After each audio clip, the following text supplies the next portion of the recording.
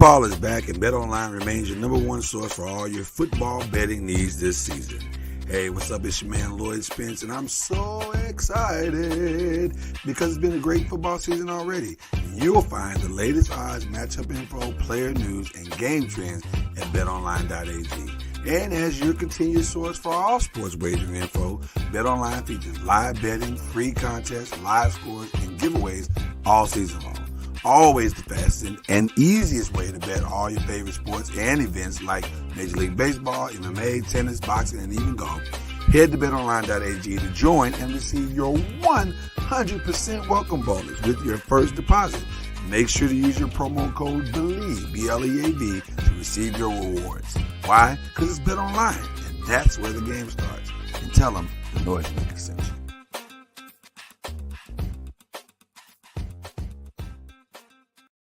Popcorn World.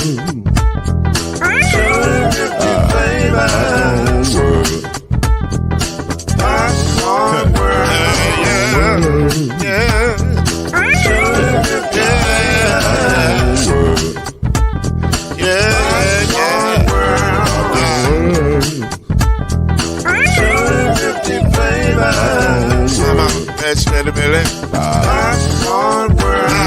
Can I make you move now? Yes, I can. So you can get this move in the back of a can. You can make it round the world when the holes in your hand. Popcorn World. 250 flavors gonna make you smile. 250 flavors gonna make you smile. 250 flavors gonna make you smile.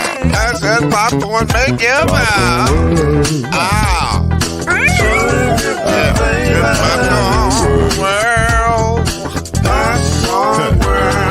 Popcorn World. Popcorn World. The Popcorn World.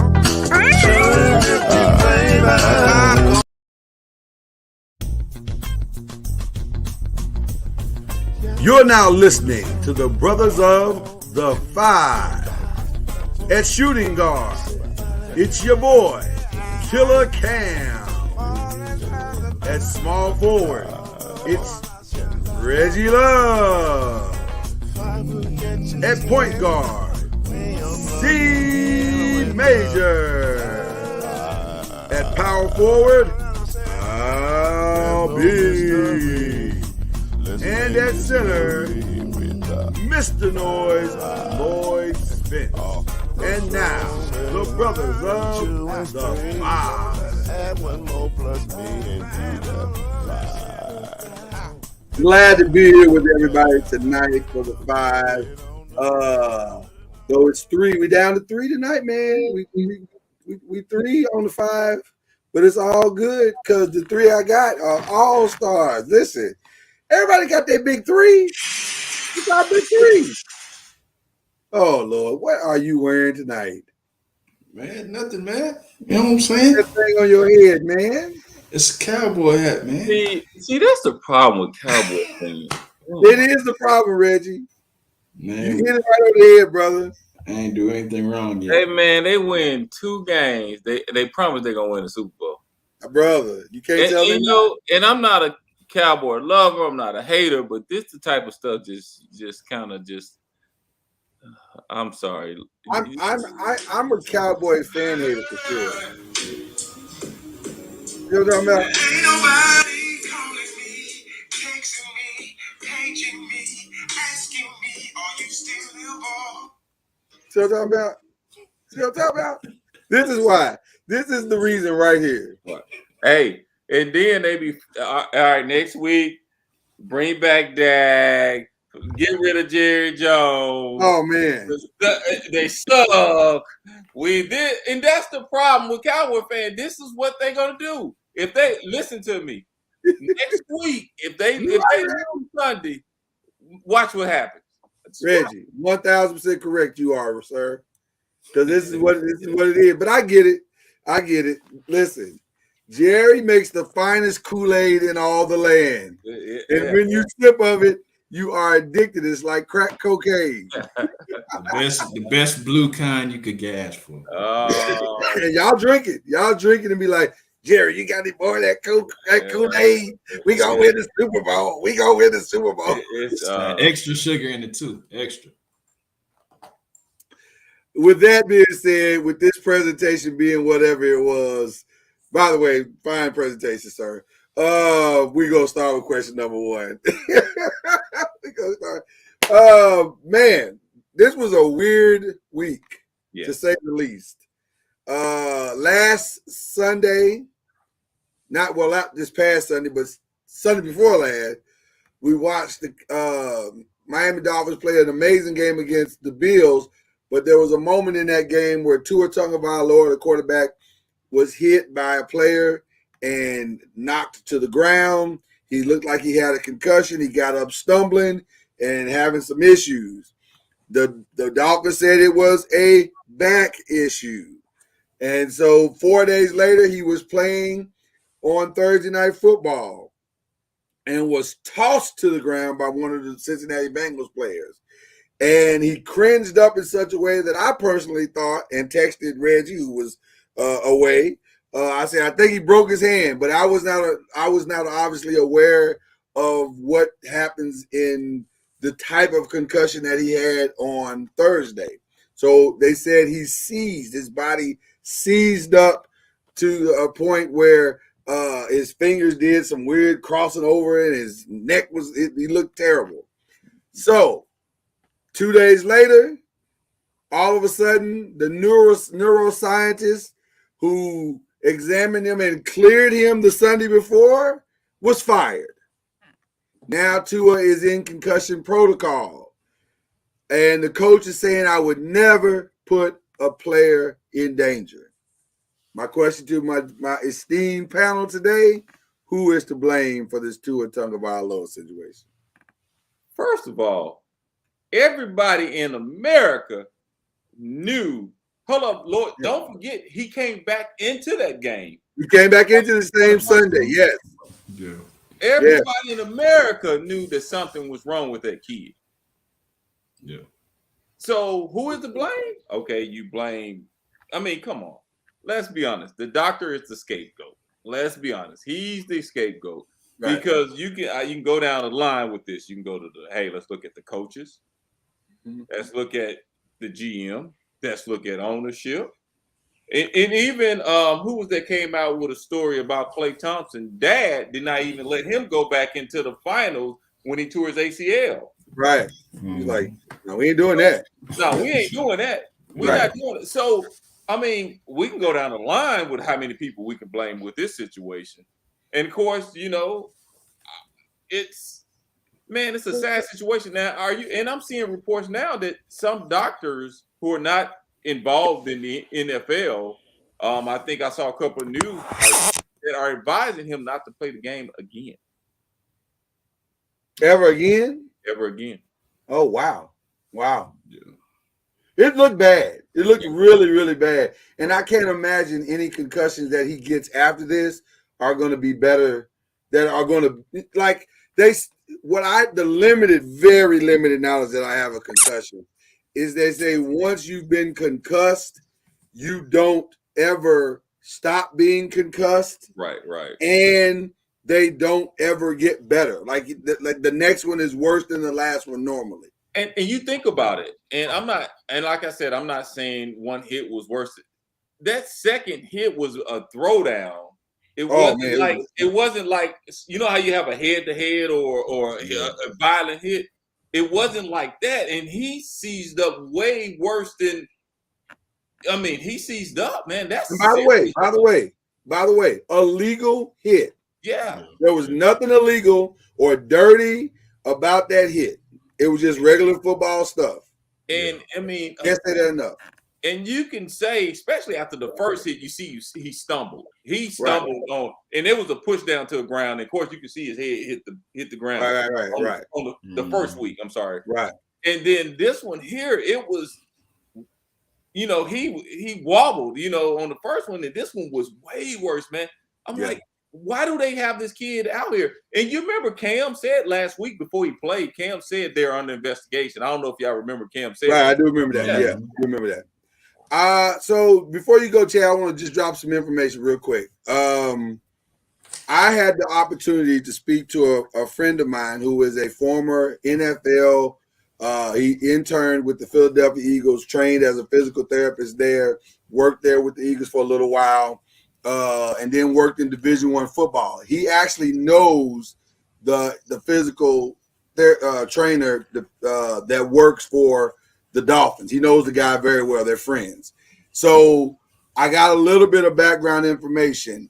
And I'll just say this.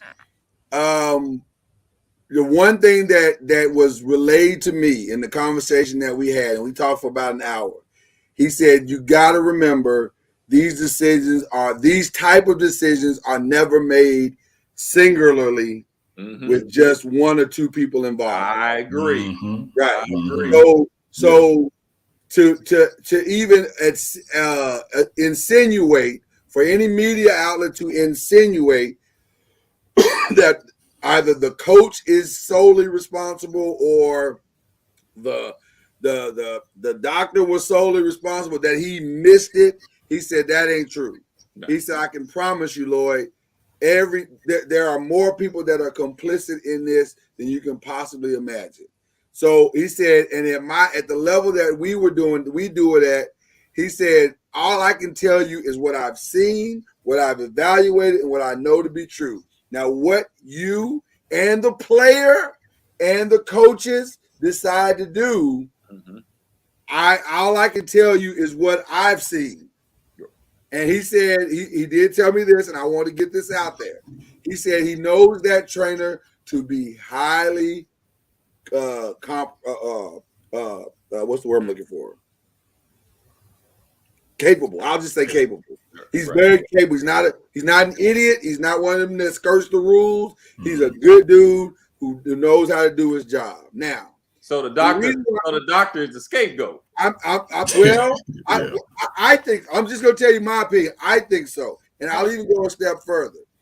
I think this is an organization who should not be above reproach. Because they have proven over the last 3 to 5 years that they are not above skirting the rules.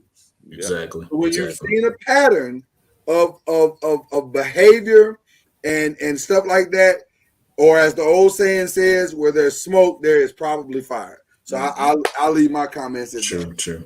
True. Yeah, I mean, to answer your question, yes, I think everybody plays a part in it. The trainers, coaches, owners, referees. I mean, referees could have, did something as well. Speaking, to a person that's had a severe concussion and has history of brain injury. I mean, I've had a severe concussion and still, to this day, deal with side effects of that, and it's been 5 or 6 years. Wow. So, and me having a pre-existing head injury that also, takes into account as well. So, I definitely, feel for Tua because, I mean, being on the field 4 days after, the first one and the spine and the neck and everything that's connected to the brain. So I understand they may have classified it as a back injury because, he may not have, he may have had a mild concussion. Right. So, they probably just, classify as a back injury, but that second one probably is one that, like, since it was a very severe, it kind of, did him in. So, like you said, man, the Miami Dolphins organization has had a black stain on them for, a couple of years. And, this just adds to Brian Flores' point as, that organization is very sketchy and, from the owner, he's an owner from the top down and the new coach, he may have not have had that much of a say in it because he's a new coach. So, I mean, well, I'm gonna tell you something. I have not liked anything that he has said at all. Right. Like he sounds real shaky. But I want you mentioned the spine part. I just want to read what that same NFL therapist told me because I asked him about the back part, and it was ironic that in the moment that I asked him, at the same time I asked him, Adam Schefter was on TV talking about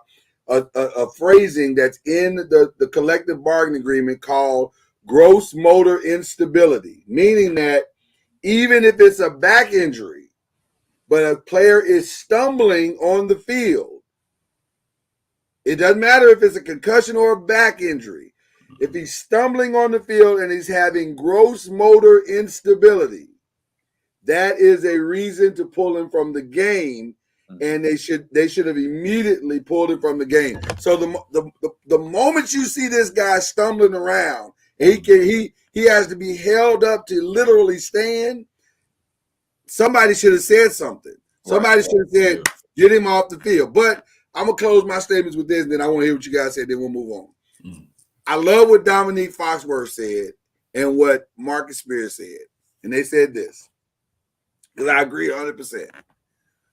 The truth is, we're all complicit in a way, because we love football, and we love big hits, and we love the game, and we love watching it. And so to overcare now, when this happens every week, we gotta not be hypocrites about this. Because some of the people I've heard, oh man, this has got to stop. Well, listen, I need you to keep that same energy with every concussion that's out there, not just this one. Mm-hmm. Right. So I agree with that part as well. I don't want to be hypocritical and act like, because again, the hit wasn't dirty at all. It was if I'm being honest, it was a damn good hit. Right. Yeah. It was a great sack. You know, go ahead. No, I'm sorry. Go ahead. I'm done. I was done. Go ahead. No, you know, if I'm, is Tua's Miami's future? Is he's the quarterback of the future? I may be one of the few people to say this. If he's my future, I'm sitting him down for the rest of the year. Oh wow. Yeah. I'm sitting him down for the rest of the year. Wow. Explain that. That's a powerful statement, man. Because if we don't know what's really going on with this kid, because like you said, the first concussion, well, I'm gonna call it concussion because he stumbled. For sure, it was a concussion. We can, and then the second one was it wasn't good at all. Imagine if you come and let him play another week, how severe it can be if we don't know the full details on what's going on. Like Chad said, Chad just said, hey, he's still dealing with 5 years later. Yeah. 5 years later. That's powerful. So why not sit him down? Why not protect him for 1 year? Let's completely clear this young man. Because Reggie, let me tell you why what you're saying is so powerful. If you are a defensive coordinator on another team, what's your strategy with Tua going forward? You're gonna hit him. Knock him out the game. Yeah, and that is, if he takes one more concussion, it's probably going to be a wrap. Right. It's going to be. And to think that he's not going to take another concussion for the rest of his career, right? That's not realistic. That's not realistic. Why not sit him for the rest of this for the year? Why not? Let's get him cleared. Let's take some extenuating factors on this young man and say, you know what? Let's go through this test. Let's go through this test. Let's get everything cleared. Let's take some time to let his brain heal. And even though it may not still all the way heal, it still may not. But we don't know, man. We've seen injuries like, man, this kid is young, and that was bad. Yeah. It wasn't like you said, like a little mild. He woke up, he had a headache. His body seized up. Are you saying, Tua, am I gonna knock 50 years off your life because of a sport that you may not last but 5 years? I want to ask this. I want to close with this. After seeing that, Chad, you have a son.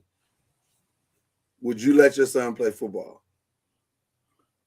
Well, a lot of people wanted my son to play football because of who his father-in-law is. His father-in-law played football. Right.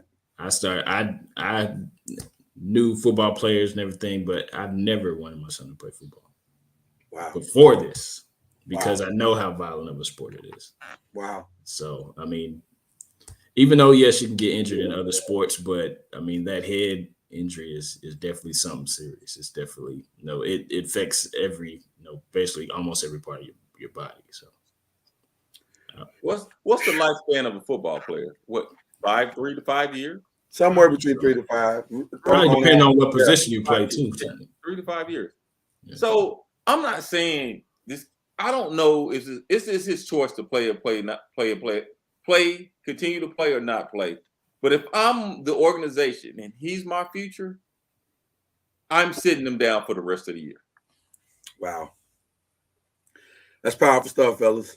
That is powerful stuff. I to be continued. He's out this week for week 5. Let's see what they do going forward. But I think everybody's to blame on that organization, and they got as the old saying, they got a lot of explaining to do. Yeah, he's not going to be the same going forward. No, I can't. I just don't see how he could be. But let's jump into our best, worst, and surprise. By the way, I'll have a little ditty for that next week. I've been something twirled in my mind. I said I need to put like a little music there or something. Best, worst, and surprise or something. I don't know. We'll come up with something. But anyway, Chad, who's your NFC best, worst, and surprise this week? My best is the 49ers. They're taking care of business, and Jimmy G is definitely just inserting himself, and he's taking advantage of the $350K that he gets every game for starting and winning. So he definitely is pocketing each week. So he definitely is. Looks like he's not ready to give up that job yet. So even if Trey Lance, or he's auditioning for another one. True. Yeah. I mean, he may look good in Seattle. So, but can I ask you both a question? What does Jimmy G do well? Manages the game. Jimmy G is like a box of chocolate. You never know what you're going to get from week to week, because the week before then, he looked like one of the worst quarterbacks in the NFL. This past week, he looks like he's in the top 10. I cannot figure Jimmy G out.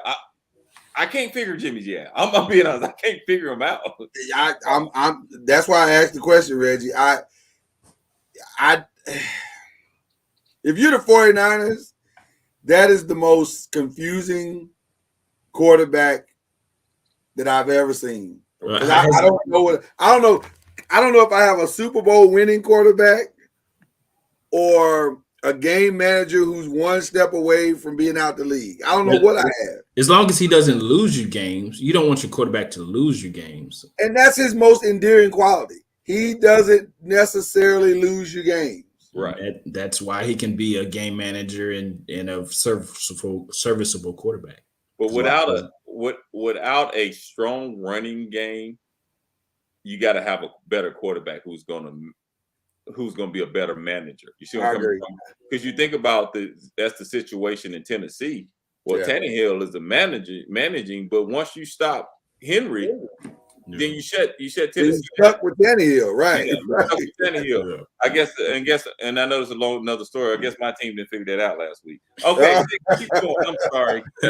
Who's your worst, man? Who's your worst? My worst were the Rams. I definitely, hopefully, we can have them be the worst again next week. We'll see on that, but I definitely think the Rams were the worst this week, in my opinion, for who they played and how they lost. They just didn't come out with the fire that I thought. And Jalen Ramsey, I don't know. He talks a good game, but I don't know if he's actually that dude like people say he is. I thought he had a pick in that game. Didn't he have a pick in that game? But he also tried to go for that Debo touchdown and missed terribly. Well, now listen. While I don't disagree with that, but a lot of people on that field missed terribly. I'm not gonna put that all on Jalen, but you're right. You're right. Jalen's kind of a box of chocolates too, I guess. Yeah. And my surprise team. Yeah.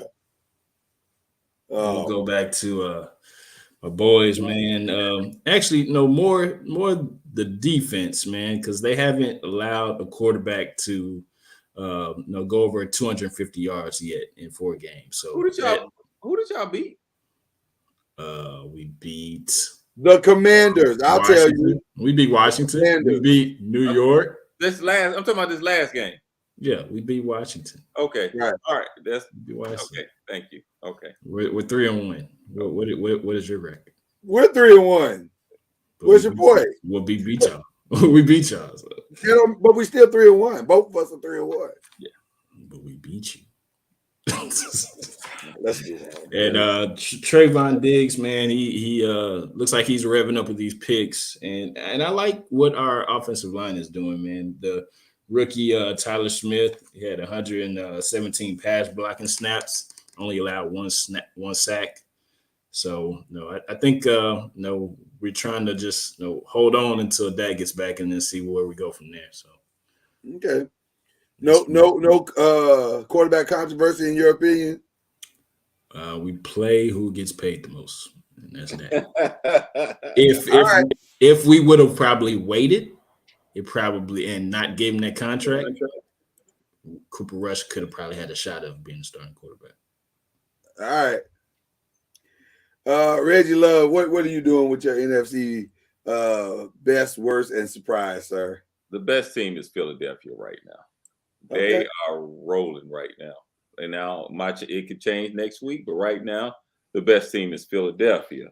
Even though they played a pretty good Jackson, we're realizing Jacksonville is not a bad team. They're not bad. They figured some things out. Yeah. And to be honest with you, Philly went down 14-0 to Jacksonville. Yep. And then they just came. Philly got the roll. They ran off 20 points straight. Right. Yeah. The worst team in NFC. Come on, it's the Commanders. Let's be honest. It's the Commanders. They're the worst team in the NFC. Yeah. I'm just Okay. All right. I mean, hard to argue against that. yeah. And so the surprising team I'm gonna give to San Francisco because they really surprised me. I was not expecting them to beat the Rams. I thought the Rams kind of got it together, but evidently they didn't. It's the Rams that missing. What's the defensive end from Denver that's in Buffalo now? Von Miller. That is a big piece that they're missing because they're not even. They didn't really get to Jimmy G. No, that's a very big piece. It's a massive piece. Yeah, and they tried to do the stopgap with Bobby Wagner, which is two different. It's apples and oranges. Yeah. Right. So I got to give it to San Francisco. Jimmy G played like the other side of the chocolate. I mean, one of the pieces of chocolate that you like. Last week he was the cherries for me because I don't like the chocolate covered cherries. So he played like that last week. This week he had the almond in there or something. The chocolate. I was almonds in that one. If it was cherries and coconuts in there, he was playing like that last week. So Yeah. I got to give it to San Francisco on my surprise team. All right. Well, for me, it's there was really, honestly, if I'm being completely transparent, no team really impressed me this week. Everybody was kind of okay, but my best was Deebo Samuels. My God, man. Yeah. He single-handedly won that game. Right. Like he's just better at football than a lot of people, a lot of teams. Like he's just better. And the way he just ran over and around and through and past dudes, man, that was impressive, man. Deebo Samuels is different. He's just cut from a different place. And I'm not 100% sure he's not the best individual player in the league. And I know we want to give it to Tyreek Hill or Devontae Adams or Jamar Chase or any of those guys. But, man, Deebo Samuels does everything right. Like, he's just a cut above everybody else. So anyway, And just to think, they almost let him. He almost was going somewhere else. it boggles your mind to think that they didn't want to pay that dude. Yeah. I'm like, you have nothing else on offense, nothing. So I'm glad you wised up and woke up out of that fog and paid him. My worst is the Panthers, and even more specifically, you have a healthy Christian McCaffrey, and you are wasting a year of his brilliance. He had a catch. He had a catch Sunday in the end zone where I was like, God, dog, that boy can play. Yeah. But man, Robbie Williams is a good receiver. And he should be going this way. He should be trending up. He has no quarterback to throw him the ball. and then you got the Panthers defense on the field for like 40 minutes. Right. Man, Baker Mayfield is who he is. I'm sorry. Yeah. Brother. Yeah. The irony of Baker Mayfield is that he does commercials for a company that he is not. That is progressive. Yeah. He is not progressive in any way. He is regressive. Right. He's not very good. And the irony, and then my surprise is the Seahawks, and more specifically, Geno Smith. Bruh. Yeah. Geno Smith is low-key balling. Hey, and let's be honest, the quarterback he's playing against was balling. Right. Listen, that was a really good game. Well, offensively. Defensively, they both suck. But offensively, it was a really good game. But Geno Smith, low-key, is balling. DK Metcalf's numbers ain't dropping off that much. No. Is Geno playing better than Russell Wilson? Right now he is, but I don't think that's Russell's fault. No, I agree with I don't you. think it's Russell's fault. I think this new coach and this new system, right now it looks like Nathaniel Hackett is in way over his head. Oh, yes, I agree. Yeah. I agree. Which brings me over to the AFC question number 3, and I'll go ahead and kick that off, and then we go back to Reggie and then Chad.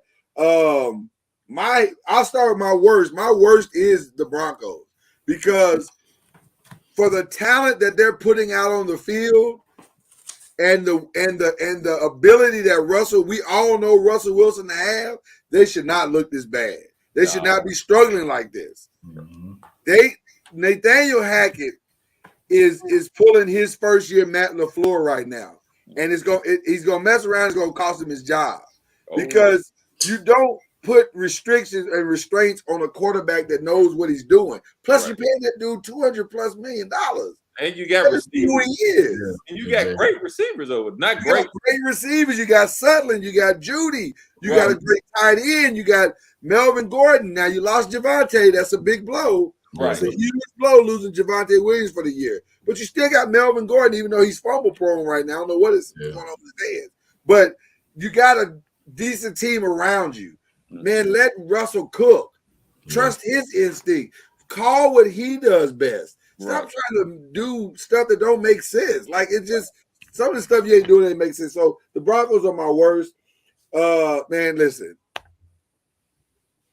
I may have seen the greatest play from a quarterback in the red zone ever Sunday in Patrick Mahomes. That was insane.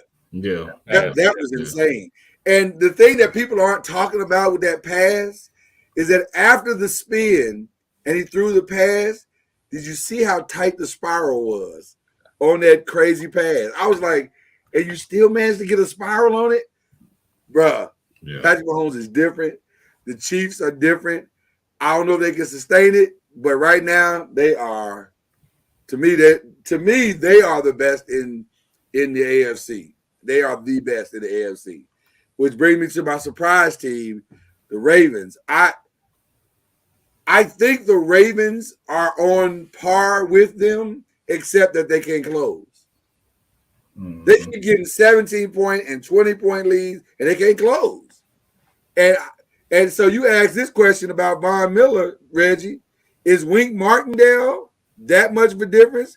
I'll say he's made my Giants defense look way better than it did the last 3 years. And for some reason, the Ravens defense is regressive. It does not look – they can't close, man. Yeah. And Lamar can't do everything, bro. He can't get you up by 30 or about 20 and then got to go win the game at the end. Bro, they ran off 23 straight points. And Lamar, let's be honest, Lamar didn't have his best game last week. He did. Right, and that's right. Yeah. They went up 20-0, and or 20 was it 20-0 or 20-3 or something like that, and he did not play well. He didn't have a great game last week. Right. But he's old. He's not gonna play a great game. Everybody, but that lets you know when you, in order for them to win, for him to put up those type of numbers, they're in trouble because they're in trouble. I agree, because you as a quarterback to put up passing and running numbers like that from week to week, no, you got to have some help on that offensive end. So but yeah. I shouldn't have to come to the game and score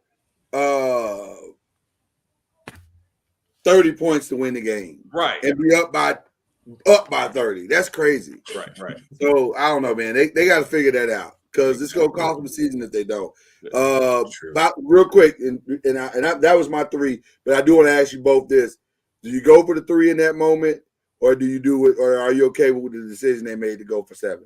No, you go. No, you take because you go. No, I think you take the Take the points. sure, yeah, take the sure points. I got into this with Charlie, and he was like, "No, man, I understand, but I'm you got the best kicker in the history of football on your team. take the points. Yeah. Take the points. Yeah. Let the chips fall where they may. That's all what it meant. All right.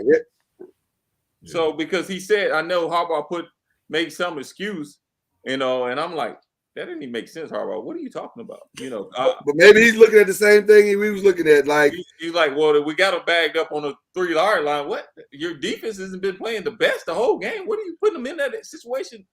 Exactly. Because to me, when you go for it like that, you're telling your defense we don't trust you. We don't, and he don't. He don't. We don't trust you. Y'all haven't proved. Y'all haven't earned my trust yet. right. Lamar has. You haven't. So, Reggie, what's up? What you doing in the AFC, brother? I mean, AFC, the worst team. I got to give it to Pittsburgh, man. Woo, they have a situation over there. Yeah. I mean, and I'm talking about on both sides of the ball. The defense isn't playing the best, and that quarterback. Woo! Now he's done now. Yeah. Right. They're starting the rookie Sunday. I heard. Yeah.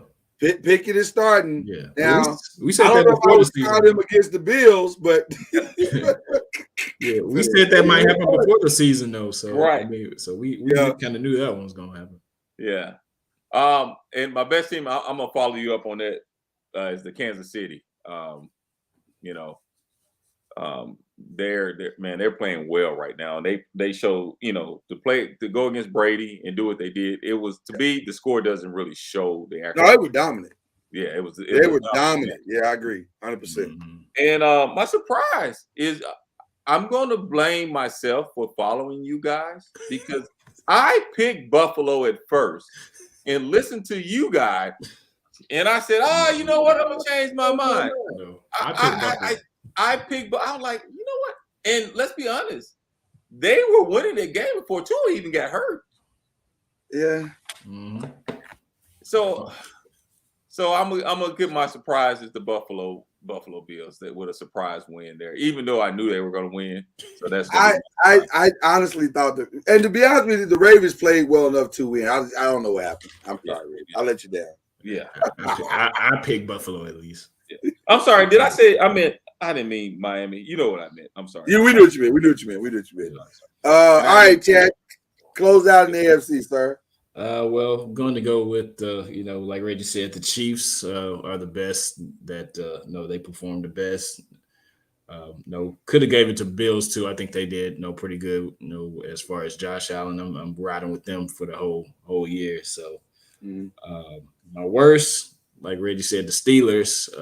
We talked about it. We knew that Pickett probably was going to be in the season. Sometime in week 4. Here it is. So. My surprise was the Titans beating the Colts. I thought the Colts was going to do something, but they fell a little flat. And Jonathan Taylor also losing him, and still got Darius Leonard out, right? So that's going to hurt. It's definitely going to hurt. So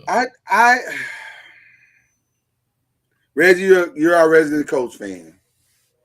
Give us some hope. No, Reggie, no. Hope. We said hope, Reggie. Yeah. Hope. I'm still, you know what? I hate to say it. I'm not gonna blame it all on Matt Ryan. I'm looking at. I think they're gonna have to bring in. And I said it last week. They're gonna have to bring in a veteran receiver. I really do think that receiving core is young and they need a little help there. I wouldn't be surprised that they reach out to T.Y. because T.Y. is available. He wants to go back. He wants to go back to the Colts. Yeah. Not saying you need a receiver that's going to take over the game, but you need a veteran presence.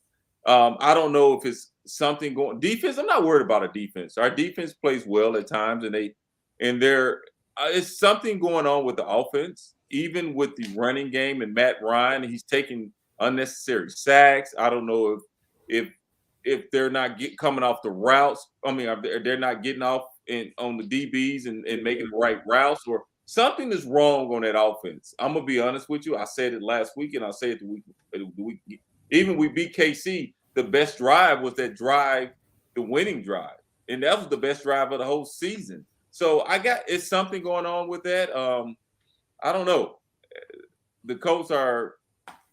I don't know what to say. Let me take my camera off again. Well, you mentioned a receiver, so I want to do something we've never done before. I want to add just a quick little segment here, because Von Miller was saying that he could see OBJ, his homeboy OBJ that he talks to every week, coming to the Bills, but he was in New York with Landon Collins this weekend visiting the Giants, which shocked the heck out of all Giants fans. But the Rams want him back. In 60 seconds, gentlemen, where does OBJ go? Reggie, go first.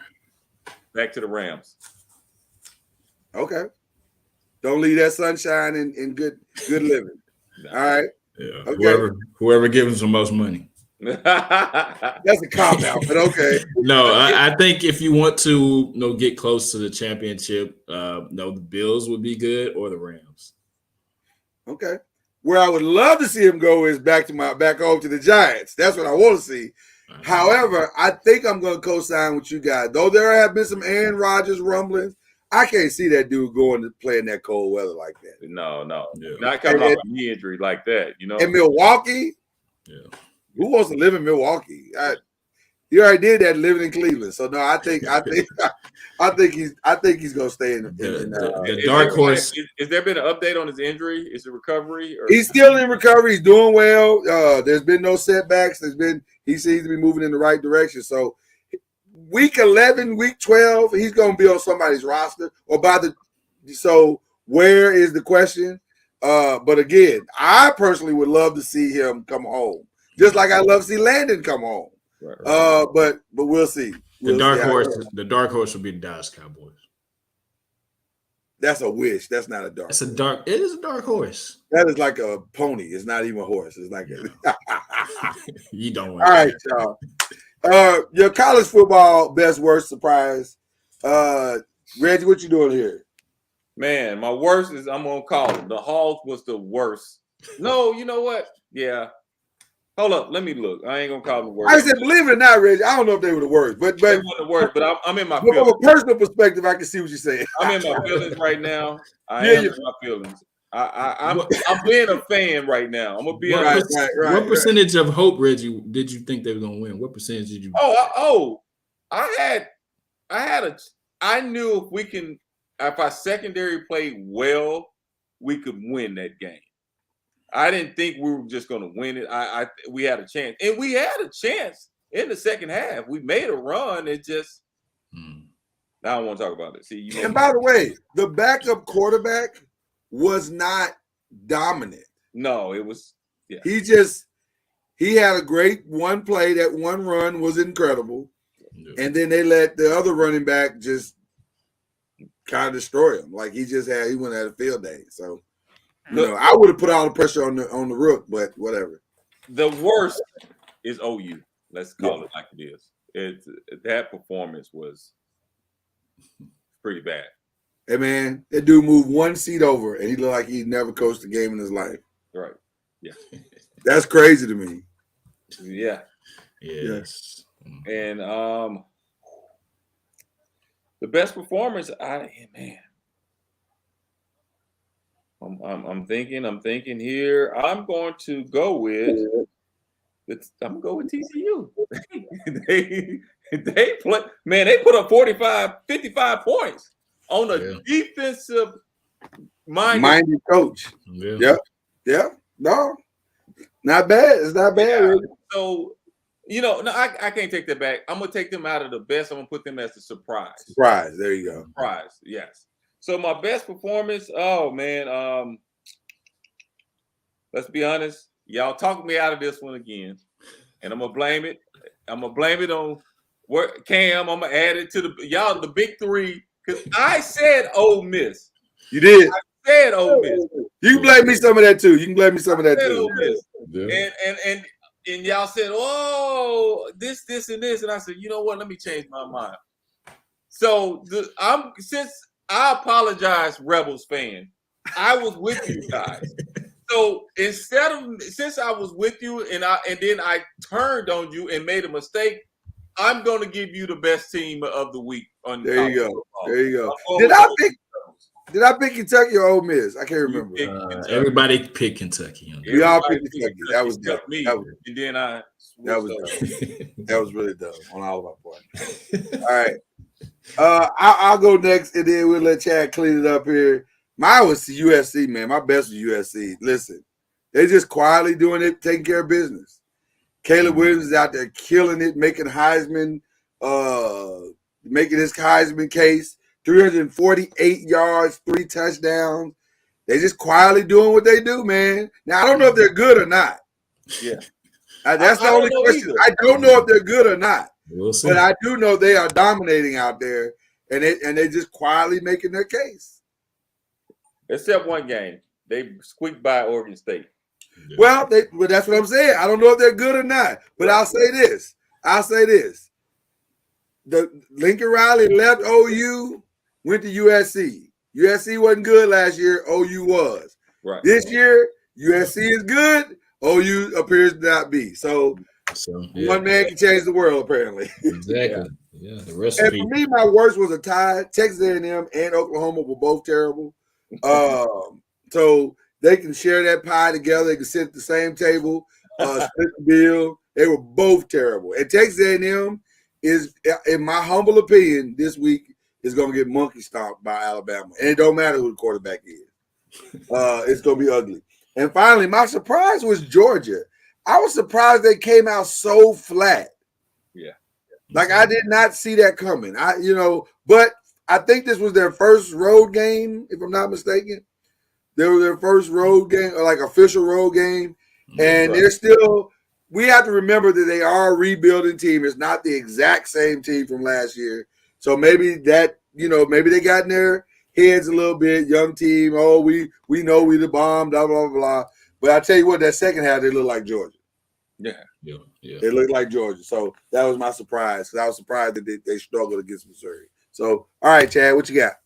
I'm going to go with my best. It's a tie between Alabama and Michigan. And when you stop that. What, man? What did I do now? That Michigan. Okay, they won. They were not the best. Come on, Chad. No, I'm just joking. You got your list, and I got mine. They 4-0, baby. They 4-0. So they up there. So going with the Alabama, Michigan. My worst, like you guys said, Oklahoma losing to TCU.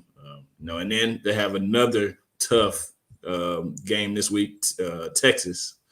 And that's definitely going to be another one that there may be upset alert on that. I don't see any way they beat Texas, but they may surprise you, but I don't see it. Yeah, and that's going to be definitely a big game. So yeah, my surprise, like you said, Georgia, being beat by Mizzou for roughly 3 quarters, and then Georgia came back. So definitely Georgia got to clean some stuff up to get back to that dominance.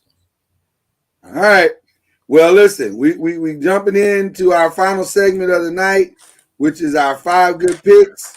And so let's run through these games quickly, gentlemen. We got Tennessee and LSU. What you got? Tennessee.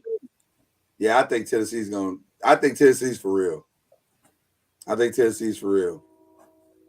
Yeah, I'll roll because I'm going with my gut Tennessee on this one. All right.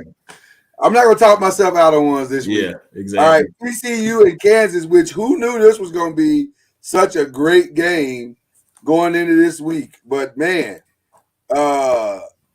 this might end up being one of the best games of the week. 2 undefeated teams, 5-0, or 5-0 Kansas, 4-0 TCU. Who y'all got? This may be a trap game because TCU may be coming off that high. So, I don't know. I'm stuck on this one too, man. I'm gonna go Kansas because it's at home, but I'm not confident. I just go TCU just to break it. Just to go the opposite. Okay. I'm gonna ride with TCU as well. Okay. All right. We win an extra college game this week because in this great state of Texas, this is a huge game. Texas and Oklahoma. Who you going with, guys? Man, I'm going with Texas. I'm going with Texas too. After that TCU performance, I just don't see how Oklahoma's going to do anything. Not so fast, my friend. They're playing. I'm predicting OU to win this game, and you guys are not going to talk me out of it. I'm not going to try to talk you out of it, Reggie. All right, in the NFL, Colts and Broncos. Woo, this is dear to my heart. This is dear to my heart. What you gonna do, man? What you gonna... Reggie, I put this on for one reason and one reason only, because I knew this was near and dear to your heart. You know what? I'm gonna take this pick out. Nah. You could say a tie. I'm gonna go. It's gonna go 14-14 tie game. They're gonna go in overtime. It's gonna be a tie. All right, that's a pick. That's a pick. No Jonathan Taylor, no shot. That's the only reason why I'm going Broncos, because I don't know if it's all in Matt Ryan's hands. He has not proven to me yet that he can hold it in his hands and do it. So I'm gonna say Broncos. And then Broncos have their running back out. But I was gonna say but they don't have Javonte Williams, so that might balance it all out. Your top prediction might not be wrong.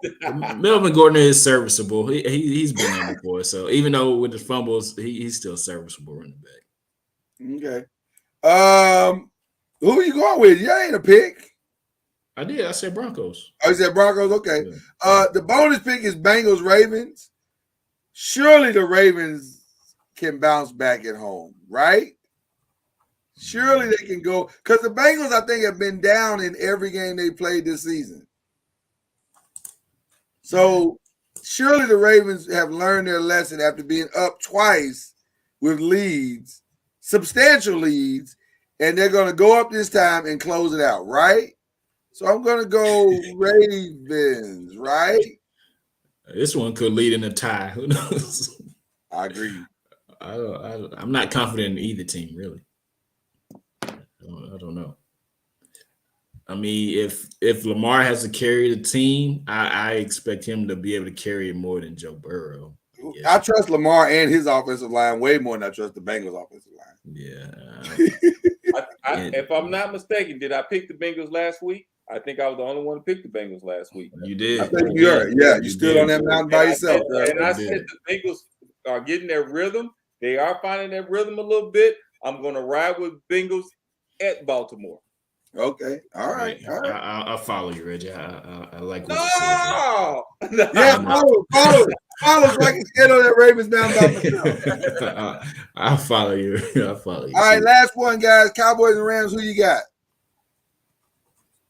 I'm going with the Rams because if they get out there, because Cooper Kupp has not had pressure on them this year, and the Rams has still a good defensive front, and they're gonna make Cooper Rush beat them. I'm going with the Rams.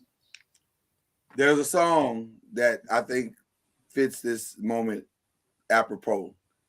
Back to life, back to reality. Cooper Rush, welcome to the NFL game. Is this weekend? Rams by 14. Wow. Now hold on there, Kemosabe. Hold on there. So the Rams have Cooper Kupp, right? Yep. Okay. And he's basically the only receiver they have right now, right? Basically. They got more receivers. Oh, they got Allen Robinson. But they throwing Cooper Rush is getting the ball like 18 times a game and getting 14 receptions. Okay. I feel like our front seven can get to Matt Stafford. I feel like they can. Our secondary minus Anthony Brown, because he's trash, can contain Cooper Rush.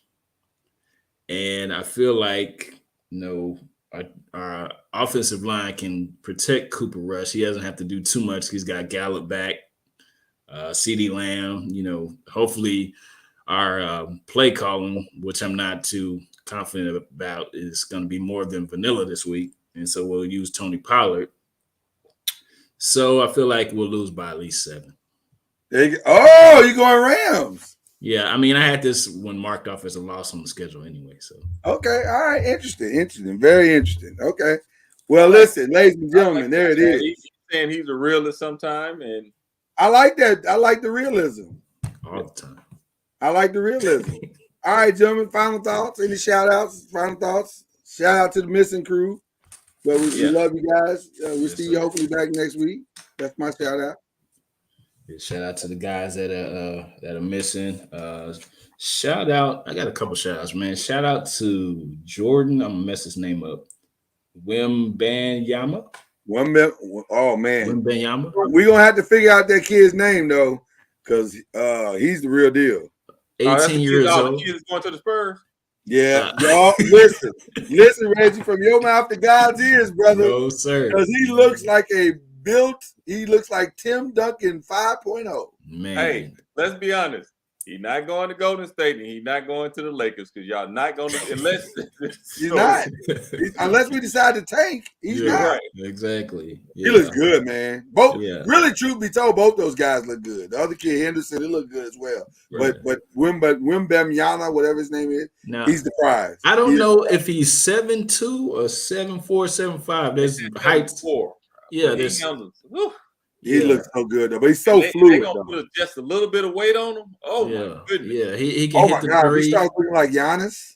Yeah, I know, right? He can hit the 3, and also he can block, play defense, and he definitely did his thing first time on U.S. soil. So. Not only can play defense, wants to play defense, looks eager to play defense. Yeah. We might be about to see greatness, fellas. Yeah, for sure. He could be the next step. Definitely, he could be the next step. Also, I want to shout out to the Adelaide 36ers. Oh, that's cold-blooded right there. It is a preseason game, man. That's cold-blooded right there. Hey, whenever you step on the floor, it's a game. I don't care if it's preseason. You're trying out. Hey, you're trying out 25 people on the roster. You look down the roster, 25 people on the roster. Reggie, I played basketball with you. Whenever you stepped on the court, you didn't care if it was a pickup game or not. I'm not saying that. I'm talking about there's 25 people, so they got to play 15 other people. 20 other people. If you play your starters, you're not supposed to lose to. It ain't the loss you're supposed to have, right? It ain't a good look. But so you take that Lakers loss seriously? Not at all. Not at all. In fact, there were some spots I thought we looked pretty good in the beginning. They play tonight, by the way. Yeah, they play tonight. Yeah, but I'm sure Monty had enough. Monty probably let them young boys know, hey, some of y'all definitely ain't gonna be here. Y'all got us out here looking crazy. Right, exactly. So for sure. All right, Red, you got any shout outs or we good? Man, no, man, no. Shout out, man. I know you shout out and our prayers are with him, man. So exactly. Definitely prayers. Absolutely. And if you guys get a chance, Five Nations, those who go back and look at the show, please pull up tomorrow night. We're gonna try to celebrate Unc as only we can do it. Gonna have a lot of fun. We're gonna expose y'all to some music y'all probably ain't even heard. And just love on that brother, man. So as he's in his fight, his battle, we want to love on him and give him his flowers while he deserves them. He's always deserved them, but definitely want to give him his flowers. So with that being said, Reggie Love, appreciate you, Chad Major, appreciate you, Five Nation. We are out of this piece. Y'all have a great Wednesday night. Can we talk on backstage? Absolutely, sir. Okay. All right.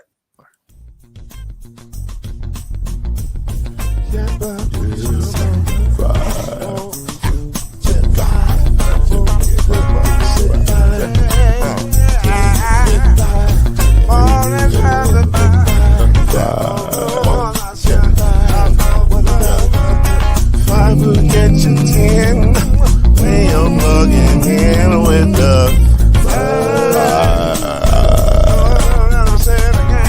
there's no mystery. Let's make history with the 5. rolling. 2 is 3.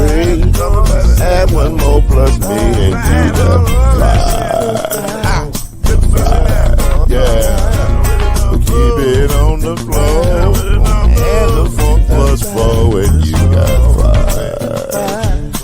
5. I said 4.